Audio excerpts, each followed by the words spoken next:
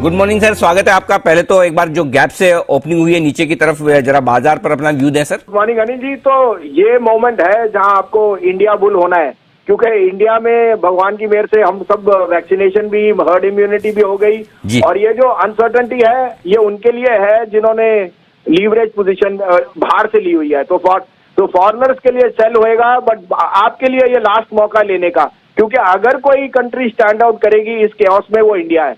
और प्लस ये जो न्यू वेरिएंट है इसके ऊपर जो रिसर्च होगी या इसका जो अल्टरनेट होएगा उसमें टाइम लग सकता है, but in the meantime it should be a buy for India. तो I am extremely bullish because we handled the wave well, और हमारे यहाँ तो ऐसा कुछ है नहीं। तो ये अभी अनसर्टेनिटी का wave is more to do with Europe and few there, तो मैं उस पर इतनी टिप्पणी करता, but for me it's a buying opportunity in India.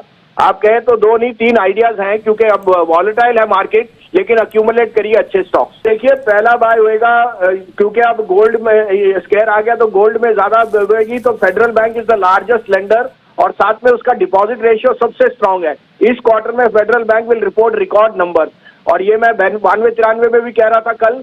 आज तो और मौका है सोने पे सुहागा, 90.5 में लीजिए, स्टॉप लॉस रखिए 88, लेकिन वो वॉलेटाइल है तो आपको एक्यूमुलेट करना है। हाँ, यहाँ से लेके 90-91 में आपको, और मेरे को 98 का भाव दिखता है। तो इस सीरीज में आउट परफॉर्म बैंक्स करेंगे बिकॉज क्रेडिट रेशियो और डिपॉजिट इज द बेस्ट। दूसरा बाय है अनक्वेश्चनेबली तो इंडिया स्ट्रेंटिक है, वो है L&T।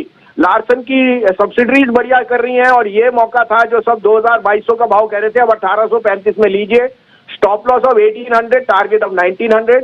और फार्मा में थोड़ा भाव बढ़ चुका है, मैंने 70-72 में कहा था कैडिला, लेकिन आप 74 में भी ले सकते हैं।